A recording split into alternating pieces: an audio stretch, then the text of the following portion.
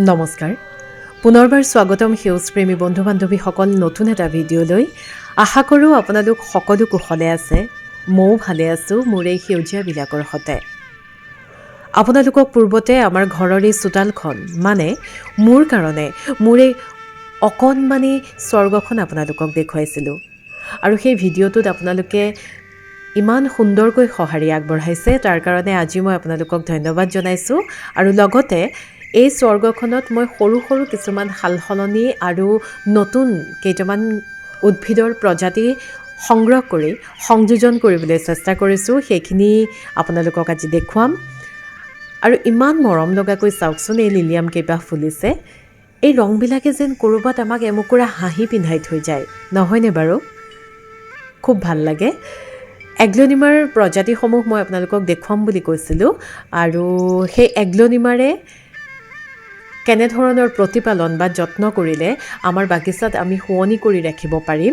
মোৰ অভিজ্ঞতাৰ পৰা মই যিখিনি জানো তাকে লৈ আজিৰ এই ভিডিঅ'টো আপোনালোকৰ ওচৰলৈ প্ৰস্তুত কৰি আনিছোঁ আশা কৰোঁ আপোনালোকৰ সঁহাৰি মই নিশ্চয় পাম ঠাণ্ডাৰ দিনত ইনডোৰ প্লাণ্টছসমূহ বিশেষকৈ ছাঁপ্ৰিয় যিসমূহ প্ৰজাতি থাকে সেই প্ৰজাতিবিলাক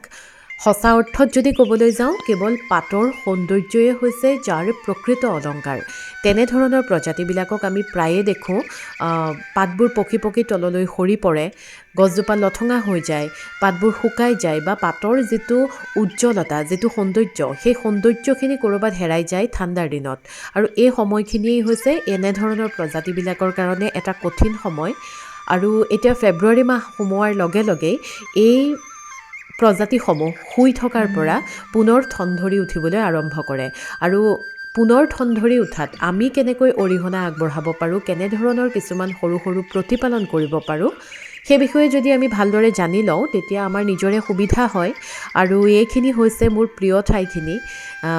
ঠাইখিনি দিনে দিনে সৰু হৈ গৈছে যিহেতু নতুন নতুন প্ৰজাতি বহুতো সংযোজন হৈ আছে এনেধৰণৰ যিবোৰ প্ৰজাতি ধৰক croton dracaena rubber plant aglaonema calathea snake plant আদি বিভিন্ন ছাঁপ্ৰিয় যিসমূহ প্ৰজাতি সেই প্ৰজাতিবিলাক ডৰমেঞ্চি পিৰিয়ডত থাকে ঠাণ্ডাৰ দিনত আৰু বাগিচা লগত জড়িত লোকসকলে এই বিষয়ে ভালকৈয়ে জানে কিন্তু যিসকলে নতুনকৈ বাগিচা আৰম্ভ কৰিছে তেখেতসকলে জনাটো খুবেই প্ৰয়োজন কি কেনেধৰণৰ কাম আমি কৰিব লাগিব প্ৰথমতে আমি এই প্ৰজাতিবিলাকৰ পাতবিলাক ধূলি বালি পৰি লেতেৰা হৈ থাকে গতিকে সেই পাতবিলাক আমি প্ৰথমতে পৰিষ্কাৰ কৰি দিয়াৰ লগতে এই টাববিলাকৰ মাটিবোৰ আমি খুচৰি পেলাই তাত সাৰ পানী যোগান ধৰিব লাগিব সাৰ পানী যোগান ধৰাৰ লগে লগে সেই প্ৰজাতিসমূহ পুনৰ বাঢ়িবৰ কাৰণে সুবিধা কৰি দিয়া হয় আৰু এইজোপা হৈছে এন্থোৰিয়াম জোপা আপোনালোকৰ লগতে মই ৰোপণ কৰিছিলোঁ ইয়াৰ নামটো হৈছে কৰং এন্থোৰিয়াম বুলি কয় আৰু পাতৰ আকাৰটো ইমান মৰম লগা খুব ভাল লাগে নহয়নে বাৰু আৰু মোৰ আপোনালোকক জনাবলৈ পাই ভাল লাগিছে যে মোৰ ভিডিঅ' চোৱা দুগৰাকীমান দৰ্শকে ক্ৰটনৰ এই প্ৰজাতিটো ধুনীয়া দেখি মোক ইয়াৰ পুলি বিচাৰিছে আৰু এতিয়া কাটিং প্ৰুনিং কৰাৰ সময়ো আহিছে গতিকে মই ইয়াৰ পৰা দুটামান পুলি বনাম যিসকলক দিব পাৰোঁ মই নিশ্চয়কৈ দিবলৈ চেষ্টা কৰিম এতিয়া প্লাণ্টবিলাকক কাটিং প্ৰুনিং আদিবোৰ আমি সহজতে কৰিব পাৰোঁ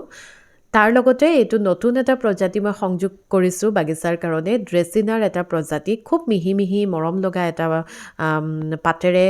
প্ৰজাতিটো হালধীয়া সেউজীয়া বিভিন্ন ৰং লগতে এই প্ৰজাতিটো আনিছোঁ এই প্ৰজাতিটো আৰু এই প্ৰজাতিটো দেখিবলৈ প্ৰায় একেই আৰু সেইকাৰণেই মই আগতে আপোনালোকক মোৰ আগতে আনি থোৱাটো ভিক্টৰিয়া ড্ৰেছিনা বুলি কৈছিলোঁ কিন্তু নহয় প্ৰকৃততে এইটোহে ভিক্টৰিয়া ড্ৰেছিনা আৰু অকণমান পাৰ্থক্যৰ কাৰণে দুয়োটা ভিন্ন প্ৰজাতিৰ হৈ পৰে আমি যদি আমাৰ সেউজীয়া বাগিচাখনত ৰঙৰ সংযোজন ঘটাব বিচাৰোঁ তাৰ কাৰণে এটা উত্তম প্ৰজাতি হৈছে এই প্ৰজাতিটো বাটাৰফ্লাই প্লাণ্ট অক্সিলিছ বা সহজ ভাষাত যদি কওঁ তেতিয়াহ'লে টেঙেচি ফুল ইমান মৰম লগা ইয়াৰ ৰংটো এই ৰংটো যদি সেউজীয়াৰ মাজত ৰাখি থোৱা হয় তেতিয়াহ'লে ৰঙৰ খুব সুন্দৰ আকৰ্ষণীয় ৰূপ এটাৰ সৃষ্টি কৰে আৰু এইটো হৈছে এৰেলিয়াৰ এটা প্ৰজাতি মই নতুনকৈ মোৰ বাগিচাৰ কাৰণে আনিছোঁ আৰু খুব ধুনীয়া দেখিবলৈ এই প্ৰজাতিটো তাৰ লগতে কেন বিগনিয়াৰ এইটো নতুনকৈ মই আনিলোঁ আৰু ইয়াৰ ৰংটো যে ইমান মৰম লগা সাংঘাতিক ধুনীয়া খুব ধুনীয়া লাগে দেখিবলৈ কেন বিগনিয়া মই আৰু কেইটামান প্ৰজাতি নতুনকৈ আনিছোঁ এটা এইটোৰ পাত আচলতে বিগনিয়া বুলি ক'লেই পাতবিলাক বৰ মৰম লগা থাকে দীঘল দীঘল একদম পাতবিলাক খুব ধুনীয়া লাগে আৰু সৰুকৈ মিহি মিহিকৈ বিগনিয়াৰ ফুল কিছুমানো ফুলি আছে মোৰ সকলো প্লাণ্টেই মই খুব ভাল পাওঁ সকলো ভেৰাইটিয়ে মোৰ ভাল লাগে কিন্তু আটাইতকৈ মোৰ প্ৰিয় প্ৰজাতি হৈছে এগ্লনিমাৰ যিসমূহ প্ৰজাতি এগ্লনিমাৰ বহুত প্ৰজাতি আছে আৰু সেই প্ৰজাতিসমূহ আচলতে ঠাণ্ডাৰ দিনত এটা মাৰাত্মক কঠিন সময়ৰ মাজত পাৰ কৰে গতিকে এই সময়খিনিত এগ্লনিমাৰ পাততেই যিহেতু সৌন্দৰ্যসমূহ থাকে গতিকে সেই পাতবিলাকৰ উজ্জ্বলতাবোৰ নোহোৱা হৈ থকাৰ কাৰণে মই আপোনালোকক তেনেধৰণেৰে উপস্থাপন কৰিবলৈ বিচৰা নাই ৰংবিহীন ৰূপবিহীনভাৱে যেতিয়া পুনৰ ৰংবোৰ ঘূৰি আহিব মই তেতিয়া সম্পূৰ্ণকৈ গোটেইখিনি প্ৰজাতি নিশ্চয় দেখুৱাম এইটো হৈছে মোৰ স্নো হোৱাইটৰ যিটো প্ৰজাতি এগ্লনিমাৰ সেই প্ৰজাতিটো আৰু এগ্লনিমাৰ টাববিলাক মই এনেকৈ প্ৰায়ে শুকুৱাই ৰাখোঁ ঠাণ্ডাৰ দিনত মই খুব কম পানী ব্যৱহাৰ কৰোঁ এগ্লনিমাৰ প্ৰজাতিসমূহত যিহেতু ঠাণ্ডাৰ সময়খিনিত নিয়ৰ ঠাণ্ডা যিজাক বতাহ সেই বতাহজাক অতি বেয়া এগ্লনিমাৰ প্ৰজাতিসমূহৰ কাৰণে বিশেষকৈ আৰু বায়ুত আৰ্দ্ৰতা কমি যোৱাৰ কাৰণেই পাতবোৰ শুকাই যায় বা অকণমান পানীটো বেছিকৈ পালেই পকি যায় আৰু লগে লগে গেলা আৰম্ভ কৰে গতিকে সেই পাতবিলাকত তেনেধৰণৰ কিছুমান সমস্যা নহ'বৰ কাৰণে আমি পানীৰ পৰিমাণটো মাটিত যিটো পানী দিওঁ সেই পানীৰ পৰিমাণটো একেবাৰে কমাই দিব লাগে মই 10-15 দিনৰ অন্তৰে অন্তৰে পাতবিলাকত মাত্ৰ স্প্ৰে কৰি থাকোঁ আৰু পাৰিলে অকণমান 1-2 ঘণ্টাৰ ৰ'দটোৰো প্ৰয়োজন হয় আৰু এনেকৈ তলৰ পৰা পাতবোৰ লাহে লাহে গেলি যাবলৈ আৰম্ভ কৰি এটা দুটাকৈ গোটেই পাতখিনিয়েই শেষত নোহোৱা হৈ পৰে প্ৰজাতিবিলাকৰ আৰু ভয় খাব নালাগে মই অভিজ্ঞতাৰ পৰা কৈছোঁ যে সেইটো পুনৰ ঠন ধৰি উঠে তাৰ পৰা আকৌ পাত ওলায় কিন্তু গছজোপা মৰিলে বুলি কেতিয়াও উঘালি পেলাব নালাগে সেইজোপাকে আমি প্ৰতিপালন যদি কৰি থাকোঁ মাটিত খালি যিটো পানী দিওঁ সেই পানীটো আমি কম পৰিমাণত দিব লাগে আৰু তেনেধৰণৰ পকা শুকান পাতবিলাক ছিঙি আঁতৰাই থাকিব লাগে কাৰণ ইটো পাতৰ পৰা সিটো পাতলৈ ফাংগাছ বিয়পি ফাংগল ইনফেকশ্যনৰ কাৰণেও গছজোপা একেবাৰে নোহোৱা হৈ পৰে গতিকে ঠাণ্ডাৰ দিনত বিশেষভাৱে এগ্লনিমাসমূহক প্ৰতিপাল কৰিবলৈ চেষ্টা কৰিব নালাগে সৰু সৰু কিছুমান কথা লক্ষ্য কৰি থাকিলেই হ'ল এনেধৰণৰ পাতবোৰ আমি ছিঙি আঁতৰাই থাকিব লাগে আচলতে ইহঁতক বেছিকৈ যেতিয়া মৰম কৰিবলৈ যোৱা হয় তেতিয়াহে ইহঁতি আমাক বেছিকৈ কন্দুৱায় এগ্লনিমাৰ প্ৰজাতিবিলাকে প্ৰায়ে কন্দুৱায় মই প্ৰায় সকল লোকৰ মুখতে সেই কথাষাৰ শুনো সেইকাৰণে ঠাণ্ডাৰ দিনত আমি বহুত বেছি প্ৰতিপাল কৰিবলৈ কেতিয়াও চেষ্টা কৰিব নালাগে আৰু পাৰিলে 1 ঘণ্টা বা 2 ঘণ্টাৰ ৰ'দ পোৱাকৈ ৰাখিব লাগে মোৰ এই ঠাইখিনিত ৰ'দটো সম্পূৰ্ণকৈ নপৰেগৈ আৰু সেইকাৰণে মোৰ অকণমান অসুবিধাও হয় পুনৰ যেতিয়া মোৰ ওচৰত থকা এগ্লনিমাৰ প্ৰজাতিসমূহৰ পাতৰ ৰংবোৰ ঘূৰি আহিব সৌন্দৰ্যসমূহ সম্পূৰ্ণৰূপে ফুটি উঠিব বা পুলিটো ঠন ধৰি উঠিব তেতিয়া একেলগে মই গোটেইখিনি প্ৰজাতি আপোনালোকক নিশ্চয়কৈ দেখুৱাম কৈছোৱেই যে ৰংবিহীন ৰূপবিহীনভাৱে দেখুৱাবলৈ মোৰ মুঠেই মন যোৱা নাই